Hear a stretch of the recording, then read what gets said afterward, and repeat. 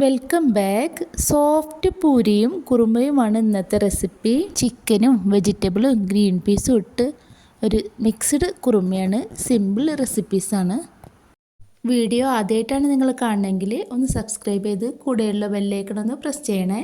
വലിയൊരു സവാള ചെറുതായിട്ട് കട്ട് ചെയ്തതാണ്. വെളിച്ചെണ്ണയിലാണ് ഞാൻ വാട്ടിയെടുക്കുന്നത്. ബട്ടറോ നെയ്യോ ഉണ്ടെങ്കിൽ ഒന്നുകൂടി നന്നായിരിക്കും. കൂടെ തന്നെ 2 ഏലക്കായി, 2 ഗ്രാമ്പു, ചെറിയൊരു കഷ്ണം പട്ട, ഒരു ബേ ലീഫ്, ഒരു തക്കോലും കൂടി ചേർത്ത് കൊടുക്കാം. 5 ഇല്ലി വെളുത്തുള്ളി, 2 പച്ചമുളക്, ചെറിയൊരു കഷ്ണം ഇഞ്ചി ചതച്ചെടുക്കാം.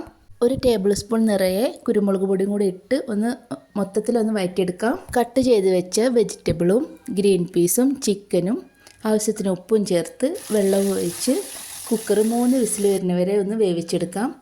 പ്രഷർ പോയതിന് ശേഷം കുക്കർ തുറന്ന് മറ്റൊരു പാനിലേക്ക് ഒഴിച്ചു കൊടുക്കാം.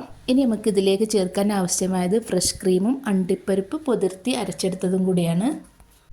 ക്രീമിന് പകരമായിട്ട് തേങ്ങാപ്പാലും ഒഴിക്കാട്ടോ. ഞാൻ 1 കപ്പ് ക്രീം ഒഴിച്ച് കൊടുത്ത് ആവശ്യത്തിന് വെള്ളവും ചേർത്ത് അണ്ടിപ്പരിപ്പ് അരച്ചതും കൂടി ചേർത്ത് ഒന്ന് തിളച്ചതിന് ശേഷം മല്ലിയില ഇട്ട് കൊടുക്കാം. ഇത്രയേ ഉള്ളൂ. സിമ്പിൾ റെസിപ്പീസാണ്, ടേസ്റ്റും കൂടിയാണ് കേട്ടോ.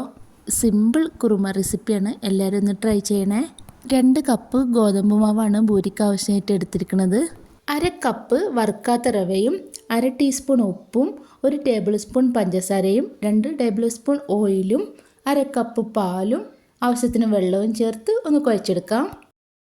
കൗണ്ടർ ടോപ്പിലോ തട്ടിലോ ഇട്ടൊന്ന് കുഴച്ചെടുക്കാം. മുകളിലായി കുറച്ച് ഓയിലും കൂടി പുരട്ടി ഒരു 10 മിനിറ്റ് റെസ്റ്റ് ചെയ്യാൻ വെക്കാം. ചെറിയ ബോൾസ് ആക്കി എടുത്ത് നമുക്കിതൊന്ന് പ്രസ് ചെയ്യണം.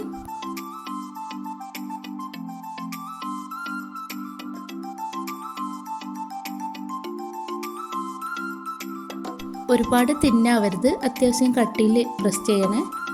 ഓരോന്നായിട്ട് നമുക്ക് ചുട്ടെടുക്കാം. എൻ്റെ വീഡിയോ നിങ്ങൾക്ക് ഇഷ്ടമായെങ്കിൽ ഫ്രണ്ട്സിനോ ഫാമിലിക്കോ ഷെയർ ചെയ്ത് കൊടുത്ത് നിങ്ങളുടെ അഭിപ്രായം ഒന്ന് കമൻറ്റ് ചെയ്യണേ. പുതിയൊരു വീഡിയോ ആയിട്ട് വീണ്ടും കാണാം കേട്ടോ.